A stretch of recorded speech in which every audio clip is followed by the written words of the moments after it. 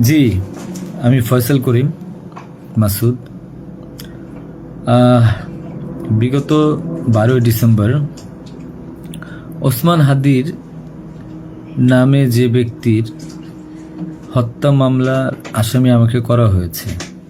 আসলে আমি এই মামলার সাথে এই ওসমান হাদির যে হত্যা, এই হত্যার সাথে আমি কোনোভাবে প্রত্যক্ষ বা পরোক্ষভাবে জড়িত না। এটা পুরোটাই একটা মিথ্যা বানোয়াট একটা নিউজ বা যেটাই বলেন আসামি আমাকে করা হয়েছে। করার পিছনে বেশ কিছু কারণ আছে, কারণ আমি তার প্রচারণে ছিলাম। আমি তার অফিস বলেন, আড্ডাখানা বলেন, যেটাই বলেন আমি সেখানে ছিলাম। সেখানে থাকার পিছনে মূল কারণটা হলো, আপনারা জানেন যে আমি অ্যাপেল সফট আইটি নামে একটা প্রতিষ্ঠানের মালিক। বিগত 10-12 বছর ধরে এই প্রতিষ্ঠান আমি চালাচ্ছি। এই প্রতিষ্ঠান থেকে আমি প্রায় 20-30 কোটি টাকার কাজ করেছি উইদাউট তদবির, সুপারিশ ছাড়াই। কারণ আমি ব্যাটল অফ 71-এর প্রতিষ্ঠাতা। ব্যাটল অফ 71-এর মতো একটি গেম বানিয়ে আমি বাংলাদেশে জাতীয় পুরস্কারও পেয়েছি। আমি সফটওয়্যার ইঞ্জিনিয়ার, আমি এমবিএও করেছি। এখন কথা হচ্ছে সেটা না, কথা হচ্ছে যে আমি সেখানে কেন গেলাম। সরকার পতনের পর আমার ব্যবসা প্রতিষ্ঠানে অনেক লস হয়, যেখানে আমি ঋণগ্রস্ত হয়ে যাই। তো আমি কিছু কাজ, নতুন কাজ, আইটির কাজ জমা দিয়েছি। তো আমি তাদেরকে জমা দেওয়ার পর আমি দেখলাম যে তদবির সুপারিশ এখন দরকার হবে, কারণ যেহেতু আমার ব্যক্তিগত প্রোফাইলে এখন কোনো কাজ হচ্ছে না। তো আমি ওসমান হাদির ওখানে যাই, তার সাথে কথা বলি। বলার পর সে আমাকে আশ্বস্ত করে বলে যে সে আমাকে কাজ পাইয়ে দিবে। এই বাবদ সে 5 লাখ টাকাও চায়। আমি 5 লাখ টাকা দিই তাকে। নগদ চেয়েছিল, আমি নগদই দিয়ে দিয়েছি। দেওয়ার পর সে আমাকে বললো, ভাই আপনি অ্যাজ এ ডোনার হিসাবে আপনি আমার যেই প্রোগ্রামগুলো হয় নির্বাচনী প্রচারণা, একটা অফিস দিয়েন, বা প্রচারণে মাঝে মধ্যে একটু ছেলে পেলেরে হাদিয়ে দিয়েন। তো সে হাদিয়েই বলে আসলে বেসিক্যালি। তো আমি এরপরে শুক্রবার আমাকে আসতে বলে, আমি প্রথম শুক্রবার তার সাথে যাই, প্রচারণা করি। সেই সুবাদে আমি আমার 2টা ছোটো ভাই নিয়ে গিয়েছিলাম, যারা এলাকার লোকাল। তো এখন তাদেরকে হয়তো আসামি করা হচ্ছে, আমি জানি না। তারা কিছুই জানে না, যেমন আমি জানি না, তারাও জানে না। তো তারপর তাকে আমি 5,000 টাকা দিই। তার সাথে যে ছেলেটা আছে জাবের, তাকে জিজ্ঞাসা করলে জানতে পারবেন, সবার সামনে আমি দিয়েছি, এবং হাদিয়া হিসেবে সে খুব হাসি মুখে এটা গ্রহণ করেছিল। তারপর ওই দিনের খাওয়া দাওয়া শেষ, প্রোগ্রাম শেষ, আমরা চলে আসি। এরপর আমি আমার ব্যক্তিগত কাজে, নানা কাজে ব্যস্ত ছিলাম। হাদি একদিন ফোন দিয়ে আমাকে বলে, ভাই 16ই ডিসেম্বর আসছে, আপনার সাথে কিছু কথা আছে, আপনি আসেন। তার হোয়াটসঅ্যাপ মেসেজটা চেক করে দেখলে জানতে পারবেন। আমি কিন্তু তার নেক্সট শুক্রবার দিন, মানে আমি বৃহস্পতিবার দিন আমি কিন্তু যাইনি। সে আমাকে ফোন দিয়ে নিয়েছিল যে আপনি আসেন, এসে আপনি দেখেন যে আপনার সাথে কিছু কথা আছে, আপনার কাজটার বিষয়ে কিছু কথা আছে, আর আমাদের 16ই ডিসেম্বর প্রোগ্রামে আপনি একটু হেল্প লাগবে। তো আমি যাই। সাথে আমার বেসিক্যালি আমি বাইক চালাইতে পারি না, সেজন্য আমার যে বাইক, সেই বাইকের একজন চালক ছিল, ওটা আমার খুব ক্লোজ ছোট ভাই, আমার খুব স্নেহের, আলমগীর। এবং তাকে নিয়ে যাই সাথে করে। যাওয়ার পরে তার সাথে আমি, পতাকা হবে 35 ইঞ্চি, 40 ইঞ্চি, 18 ইঞ্চি, এগুলো জাবেরকে জিজ্ঞাসা করলে পাবেন, তার সাথের লোক, তাদের সবাই যারা ছিল ওই সিসি ক্যামেরা যাদেরকে যাচ্ছেন সবাইকে জিজ্ঞাসা করতে পারেন। এবং তাকে 250 গেঞ্জি বানিয়ে দিতে হবে, এই জন্য কত টাকা লাগবে ডিটেল।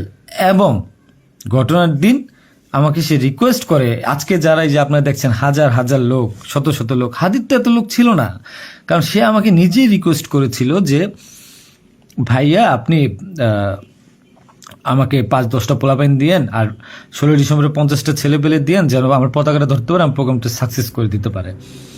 তো দেখেন, তো ওই জায়গায় আমি তাকে আশ্বস্ত করি, ঠিক আছে আমি চেষ্টা করব। তো পরের দিন আমি যাই। পরের দিন আর মাঝখানে একটা কথা বলি, আমার এর পরের দিনই দুবাই যাওয়ার কথা ছিল, যেহেতু আমার দুবাইয়ের মাল্টিপল গোল্ডেন ভিসা আছে।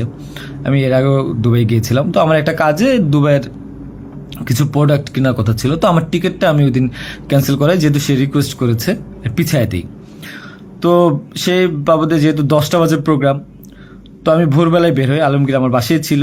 আর আমার ওয়াইফ বাচ্চা যেহেতু নরসিংদীতে থাকে, 5ই আগস্টের পর তারা ওখানে সেটেল করে দিয়েছিলাম। তো থাকার পর সুবাদে আমি আমার বোনের বাসায় উঠেছিলাম। আমি কিন্তু অন্য কোথাও যাইনি, বোনের বাসায় উঠেছিলাম ওদিন রাতে। তো ওই বাইক নিয়ে যাই, যেহেতু বাইকটা আমি কিনেছি। তো নাম রেজিস্ট্রেশন হয়নি। তো আলমগীর বাইকটা চালায়, আমাকে নিয়ে যায়। তো ভোরবেলা আমরা একটা উবার ডেকে আমরা একটা রিসোর্টে যাই। এটাও সত্য, ওই রিসোর্টে যে মেয়েটা ছিল, ওই মেয়েটা বেসিক্যালি আলমগীরের গার্লফ্রেন্ড।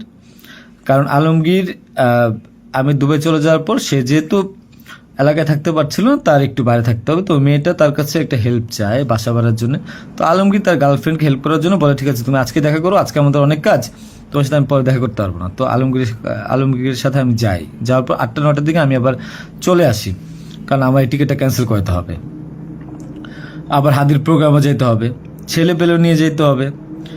তো আমি ওইভাবে প্রিপারেশন নিয়ে সকালবেলা চলে আসি। আসার পর এখানে যে মেয়েটার গার্লফ্রেন্ড বানানো, মিথ্যা বানোয়াট একটা প্রচারণা, মানে এর চেয়ে লেম জঘন্য কোনো কিছু হইতে পারে না এই দেশে। মানে আমাকে আসামি করেছেন, ভালো কথা করেন, কিন্তু এইরকম মিথ্যা মানুষের কলঙ্ক দেওয়ার কোনো মানে নেই। সতরা জানেন ওই মেয়েটা গরিব একটা মেয়ে, মেয়েটাকে ফাঁসাচ্ছেন, মেয়েটাকে দিয়ে যা মন চায় তাই বলান। এখন কথা হলো যে আমি প্রোগ্রাম করেছি হাদিকে, যে ওই দিন কথা বলেছি, এবং ওই দিন আমি তাকে আবার 10,000 টাকা দিয়েছি, পোলাপানকে খাওয়াই দিয়েন। আমি আমার বাইক নিয়ে যাই, কে বা কারা এই হত্যাকাণ্ড ঘটেছে আমি জানি না। আমি 10 মিনিট আগে তার কাছ থেকে বিদায় নিয়ে চলে আসি। আসার পর আমি বাসায় আসি, যেহেতু আমি যাব দুবাই, আমি টিকিট ক্যান্সেল করেছি। আপনারা দুবাইয়ের টিকিটগুলো দেখতে পারেন। আমি একটু দেখাই একটা জিনিস আপনাদেরকে। এই যে দেখেন আমার দুবাইয়ের মাল্টিপল ভিসা। 1 মিনিট।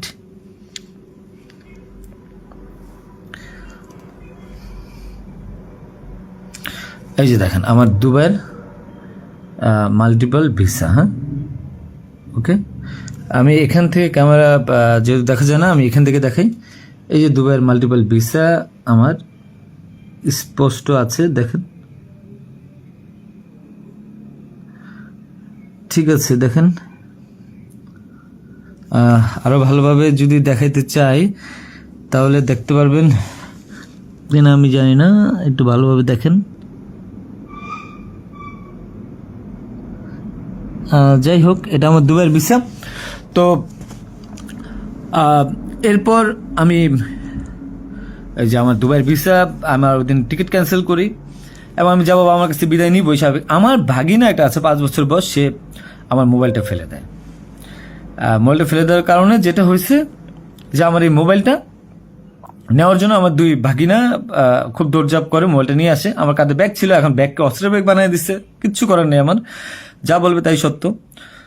আর আমার বাইকের নাম্বার প্লেট চেঞ্জ করে নাম্বার ম্যানহোল থেকে উদ্ধার করা, আমার বাবা 2বার ব্রেন স্ট্রোক করছে, তাকে দিয়ে উদ্ধার করানো, এটা কোন নাটক আমি জানি না। তো তারপর এই তো বাইক উদ্ধার দেখলাম, এগুলা দেখলাম, এরপর আমি বিদায় নিয়ে চলে আসি।